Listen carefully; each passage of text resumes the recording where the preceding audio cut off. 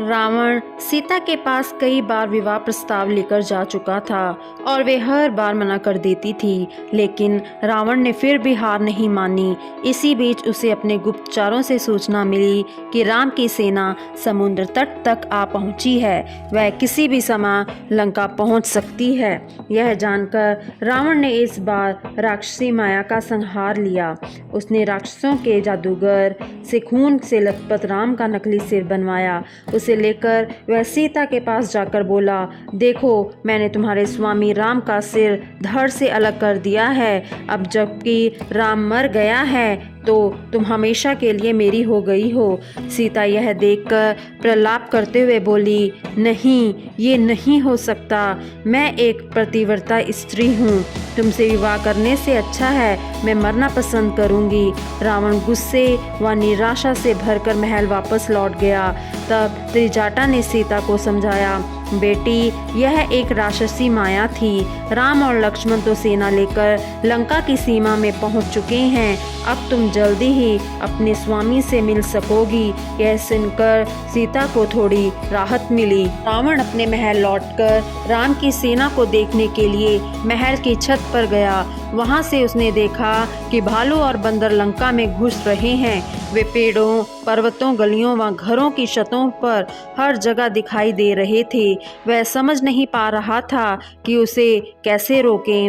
वह कोई ऐसा उपाय करना चाहता था जिससे वह एक ही बार में उनको सबको मार डाले। सुग्रीव भी अपनी सेना के साथ लंका की ओर बढ़ चला आ रहा था। दूर से सुग्रीव की दृष्टि महल की छत पर खड़े रावण पर पड़ी। उसे देखकर सुग्रीव आपे से बाहर हो गया। वह बोला, अच्छा, तो यही वो दुष्ट रावण है जिसने सीता माता का हरण करने का दुस्साहस किया है। वह छलांग लगाकर रावण के पास जा पहुंचा और उस पर अंधाधुंध प्रहार करने लगा। रावण चूंकि सुग्रीव से अधिक शक्तिशाली था, इसलिए वह जल्द ही उस पर भारी पड़ने लगा। सुग्रीव बचते बचाते राम के पास लौट गया। राम प्रसन्न होकर बोले, सुग्रीव, तुमने बहुत अच्छा किया जो लौट आए। तुमने अकेले रावण को ललकार कर अपनी जान सखंड में डाल ली थी। एक शासक होने के कारण तुम्हें बहुत सोच समझकर धैर्य के साथ अपने निर्णय लेने चाहिए। इस प्रकार राम ने सुग्रीव को जीवन का एक अमूल्य मंत्र दिया। युद्ध शुरू होने से पहले राम ने युद्ध को रोकने का एक प्रयास किया। वे व्यर्थ में रक्तपात नहीं करना चाहते थे। उन्होंने अंगद को शांति दूत बनाकर रावण के दरबार में भेजने का निश्चय किया। अंगद रावण के मित्र बाली का पुत्र था। उन्होंने अंगद को भाली भांति समझाकर भेजा कि उसे रावण के सामने प्रकार का व्यवहार करना है। अंगद राम की आज्ञा शिरोधार्य कर वहां से अपने गंतव्य की ओर चल पड़ा। रावण के दरबार में पहुंचकर अंगद ने उसका अभिवादन किया। उसे अपना परिचय देते हुए अपने आने का उद्देश्य बताया। यह सुनकर रावण क्रोधित हो उठा। वह अंगद से बोला, तुम कैसे मूर्ख हो जो उस व्यक्ति का साथ दे रहे हो जिसने तुम्हारे पिता की हत्या की है। तुम्हें तो उस व्यक्ति से अपने पिता की हत्या का बदला लेना चाहिए। यदि तुम में इतना समर्थ नहीं था तो मेरे पास चले आते। मैं उस वनवासी राम को मारकर तुम्हारे पिता की हत्या का बदला ले लेता। रावण की बातें सुनकर अंगद को बहुत क्रोध आ रहा था, पर वह शांत खड़ा था। राम ने उसे आदेश दिया था कि किसी भी स्थिति में तुम्हें धैर्य नहीं खोना है और मर्यादा में रहना है। अंगद ने रावण को राम का संदेश दिया। राम चाहते हैं कि आप सीता जी को लौटा दें ताकि युद्ध ना हो, बिना बात रक्तपात ना हो। आप उनकी बात मान ले। अंगद की बात बीच में ही काटते हुए रावण बोला, यह क्यों नहीं कहते कि राम कायर है, उसमें महाबली रावण का सामना करने का साहस नहीं है। उसे कहना कि यदि वह डर गया है तो सीता को लिए बिना ही लौट जाए। अब अंगद का धैर्य जवाब दे गया। वह बोला, राम का पराक्रम तो तुम समय आने पर ही देखोगे। अभी उनके सेवक के शौर्य का ही झलक देख लो। यदि तुम्हारे किसी सूरवीर में दम है तो मेरा पैर हिलाकर दिखाए। इतना कहकर अंगद ने अपना पैर पृथ्वी पर जमा लिया। एक एक करके रावण के दरबार के सभी सूरवीर अंगद का पैर हिलाने के लिए आए, पर सभी के सभी नाकाम रहे। यहाँ तक कि रावण का पुत्र मेघनाद भी असफल रहा। रावण को बहुत लज्जा आई कि कि उसके सूरवीर एक बालक का पैर नहीं हिला सके।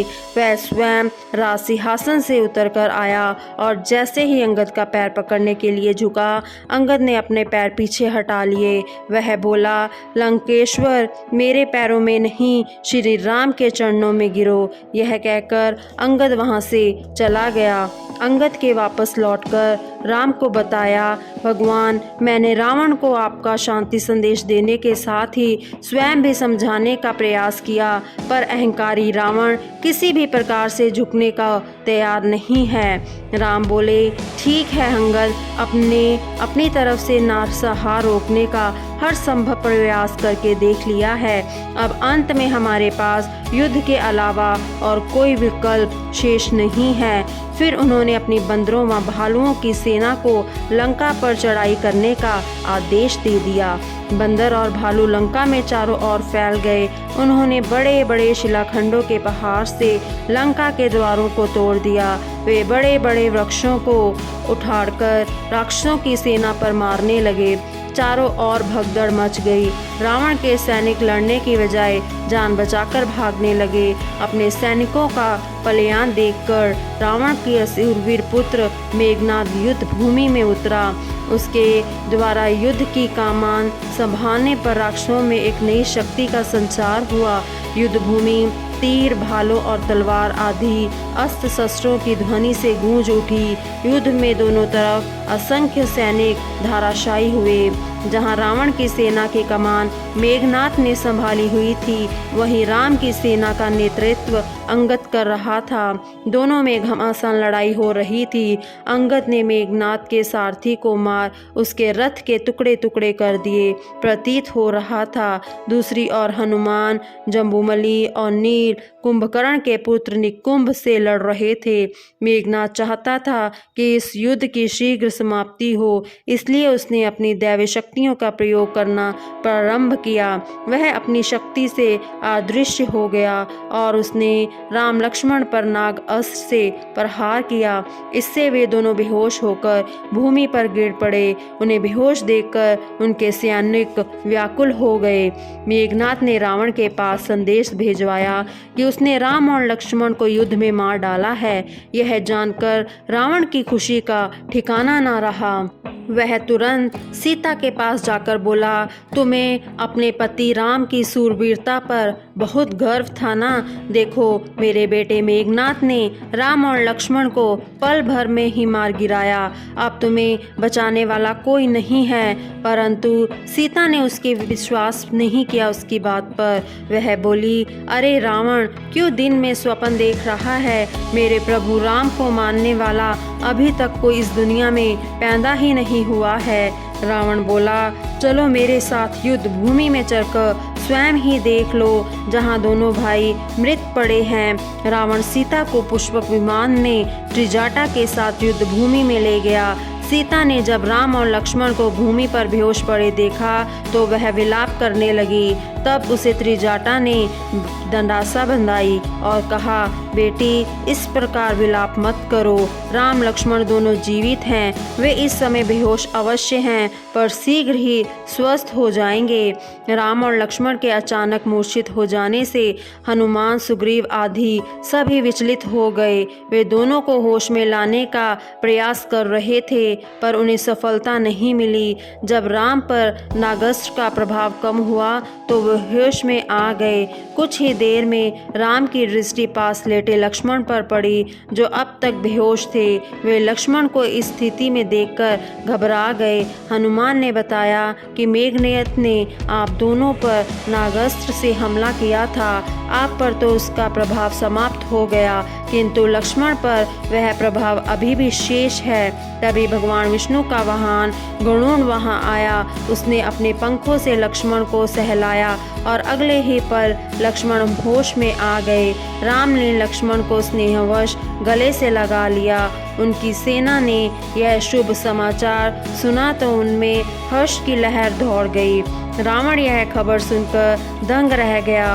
वह चिंतित स्वर में बोला, मेघनाद के दिव्यास्त्र से वे दोनों भाई बच गए। इसका मतलब यह हुआ कि वे साधारण मानव नहीं हैं।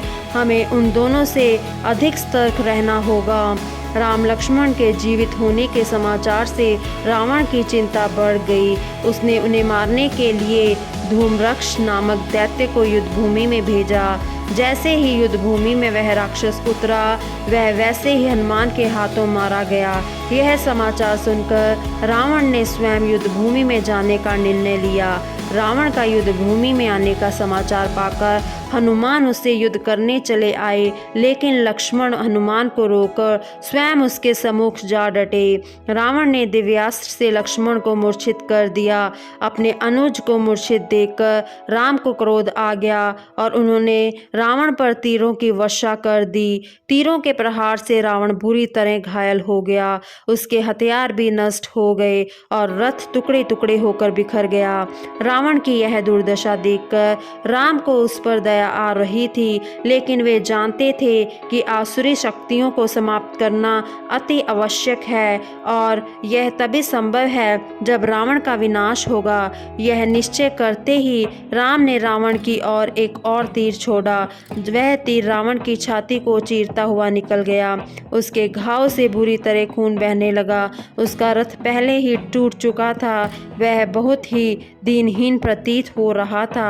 राम ने उसकी दयनीय दशा देखकर उसे युद्ध समाप्त करने के लिए कहा। राम के इस प्रहार से रावण बुरी तरह हताश हो चुका था, पर वह कारों की तरह युद्ध भूमि से पीठ दिखाकर नहीं जाना चाहता था, इसलिए वह युद्ध समाप्त होने तक का मुकाबला करता रहा। राम के हाथों बुरी तरह घायल होने पर रावण बहुत हताश और दुखी था। वह राम से अपने इस अपमान का बदला लेना चाहता था। उसे विपत्ति की इस घड़ी में अपने भाई कुंभकर्ण की याद आई। कुंभकर्ण एक विशालकाय दैत्य था। ब्रह्मा के श्राप से वह 6 महीने तक सोता था और साल में कुछ दिनों के लिए ही जागता था। रावण ने अपने सैनिकों का आदेश दिया कि वे कुंभकर्ण को जगाएं। सोए हुए कुंभकर्ण के कानों के पास जाकर ढोल और नगाड़े बजाए गए। हाथी उसके शरीर पर चढ़कर उछल कूद करने लगे। बहुत कोशिशों के बाद कुंभकर्ण नींद से जागा। लगातार 9 महीनों तक सोए रहने के बाद जब कुंभकर्ण जागा तो वह भूख और प्यास से व्याकुल था। सेवकों ने तुरंत उसकी सेवा में बहुत सारा मांस, मंदिरा आदि पेश किया। भर पेट खाने पीने के बाद कुंभकर्ण रावण से मिलने गया। उसने रावण से पूछा, भ्राताश्री, ऐसी कौन सी विपत्ति आन पड़ी जो आपने असमय जगाना पड़ गया मुझको? रावण ने बताया, कुंभकर्ण, अयोध्या नरेश दशरथ के पुत्र राम ने लंका पर आक्रमण कर दिया है। इस युद्ध में उसका साथ भालुओं और वानरों की एक विशाल सेना दे रही है। मैं चाहता हूँ कि तुम राम और उसकी सेना का सर्वनाश कर दो। कुंभकर्ण प्रकांड विद्वान था। वह अपनी दिव्य दृष्टि से अब तक घटित सारा घटनाक्रम समझ गया। उसने रावण से कहा, भ्राताश्री, मैं आपका अनुज हूँ, इसलिए आपकी आज्ञा का पालन करना मेरा धर्म है। मैं राम को मारने अवश्य जाऊंगा, परंतु आपने दिव्यात्मा राम से वैर मोल लेकर अच्छा नहीं किया। आपको इसका दुष्परिणाम अवश्य भुगतना पड़ेगा। और वहां से युद्ध भूमि की ओर चल पड़ा। यह जानते हुए भी कि मेरा भाई अधर्म के मार्ग पर चल रहा है, कुंभकर्ण उसका साथ देने के लिए विवश था। जब वह युद्ध भूमि में पहुंचा तो उसके विकराल रूप को देखकर बंदर और भालू डरकर भागने लगे। सेनापतियों ने बड़ी कठिनाई से उन्हें समझा बुझाकर युद्ध भूमि में वापस भेजा। वे डरते डराते युद्ध भूमि में लौटे। वे कुंभकर्ण के खौफ से अभी भी काँप रहे थे। कुंभकर्ण ने सबसे पहले अंगद पर आक्रमण किया। कुंभकर्ण का एक हाथ पड़ते ही अंगद बेहोश हो गया। इसके बाद कुंभकर्ण का सामना करने के लिए सुग्रीव आगे आए, पर वहाँ भी उसके एक ही प्रहार से गिरकर बेहोश हो गया।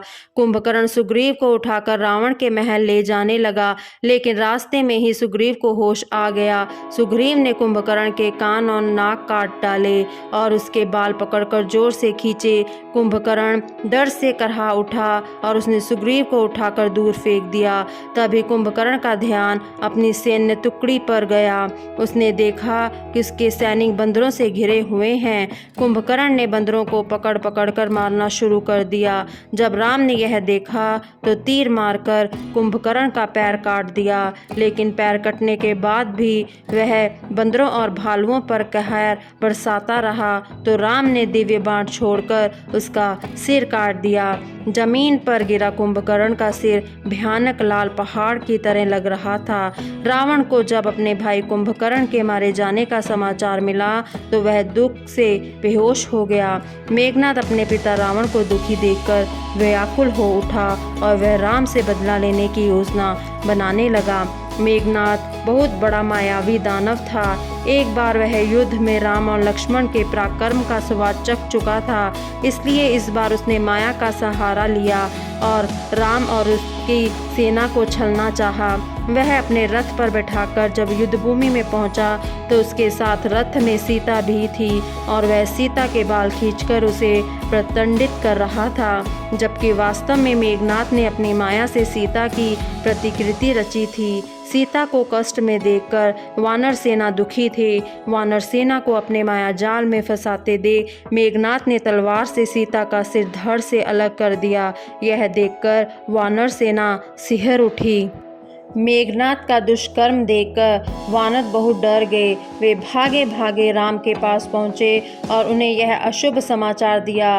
वे बोले, भगवान दुराचारी मेघनाद इस बार युद्धभूमि में अपने साथ सीता माता को भी लेकर आया था। उससे पहले सीता माता के बाल पकड़कर उन्हें घसीटा और फिर उनका सिर काट दिया। यह कहते कहते वानर रो पड़े। यह दुख समाचार पाकर राम के शिविर में सभी शोककुल हो गए। राम के दुख का तो कोई और शोर ना था। लक्ष्मण क्रोध में अपना आपा खो बैठे। उन्होंने उसी समय मेघनाद का वध करने की शपथ ली। विभीषण ने हस्तक्षेप करते हुए कहा, आप सब लोग दुखी ना हो, आप लोग धैर्य से काम लें। माता सीता बिल्कुल सकुशल और सुरक्षित हैं। आप लोगों ने जो देखा और सुना है वह मेघनाद की माया थी। मेघनाद वायामी कला में निपुण है। यह सुनकर राम लक्ष्मण सहित सभी ने चैन की सांस ली। अगले दिन मेघनाद रावण के पास गया और उसे दोबारा आश्वासन दिया, पिताजी मैं शपथ लेकर कहता हूँ कि आज सूर्यास्त से पहले मैं राम और लक्ष्मण को मार गिराऊंगा।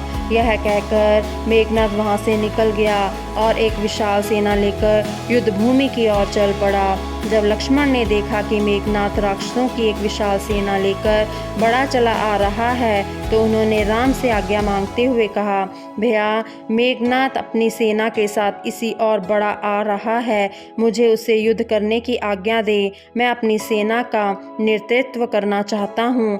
राम बोले, जाओ लक्ष्मण और विजय होकर लौटो। फिर राम ने हनुमान और अंगद को भी लक्ष्मण के साथ युद्धभूमि में जाने का आदेश दिया। राम से आज्ञा लेकर लक्ष्मण युद्धभूमि में मेघनाद के सामने जा खड़े हुए और दोनों के बीच भीषण युद्ध शुरू हो गया। लक्ष्मण और मेघनाद दोनों ही महान योद्धा थे। युद्ध में जब लक्ष्मण मेघनाद पर भारी पड़ने लगे तो मेघनाद ने छल कपट करना शुरू कर दिया। यह देखकर लक्ष्मण आवेश में आकर अपना आपा खो बैठे। वह मेघनाद पर साक्षात यमराज बनकर टूट पड़े। उन्होंने मेघनाद का रथ तोड़ दिया और उसके सारथी को मार डाला। मेघनाद को जब लगने लगा कि वह आज लक्ष्मण के हाथों नहीं बचेगा तो उसने उन पर ब्रह्मास्त्र चला दिया। ब्रह्मास्त्र लगते ही लक्ष्मण बेहोश होकर भूमि पर गिर पड़े। उसके समीप खड़े वानरों ने जब यह लग देखा तो वह लक्ष्मण को उठाकर युद्धभूमि से बाहर ले गए। एक वानर ने राम को लक्ष्मण के बेहोश होने की सूचना दी। अपने प्रिय अनुज के बेहोश होने का समाचार सुनकर राम अधीर हो उठे। वह दौड़ते हुए लक्ष्मण के पास पहुँचे।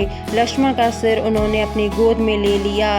उनकी आंखों से निरंतर आंसुधारा बह रही थी और वे लक्ष्मण को पुकार रहे थे, लक्ष्मण उठो, मुझसे बात करो, तुम्हें क्या हुआ है, तुम आंखें क्यों नहीं खोलते हो? एक बार आंखें खोलकर मुझे देखो। फिर वे हनुमान को संबोधित करते हुए बोले, हनुमान, मैंने तुम्हें लक्ष्मण की रक्षा के लिए भेजा था। तुम्हारे रहते लक्ष्मण अचेत कैसे हो गया? कुछ क्षण चुप रहने के बाद वे फिर बेचैन होकर लक्ष्मण को पुकारने लगे, लक्ष्मण, मेरे भाई उठो, तुम्हें कुछ नहीं हो सकता। तुम्हें कुछ हो गया तो मैं माता सुमित्रा को क्या मुंह दिखाऊंगा? तब तो मैं अयोध्या ही नहीं लौटूंगा और जंगलों में सिर पटक पटक कर अपने प्राण त्याग दूंगा। विभीषण उन्हें डंडासा बंधाते हुए बोले, आप इस तरह अधीर ना हो, लक्ष्मण को कुछ नहीं हुआ है, बस वे जरा बेहोश हो गए हैं। लंका से राजवैद्य को बुलवा लीजिए, उसके उपचार से लक्ष्मण शीघ्र ही स्वस्थ हो जाएंगे।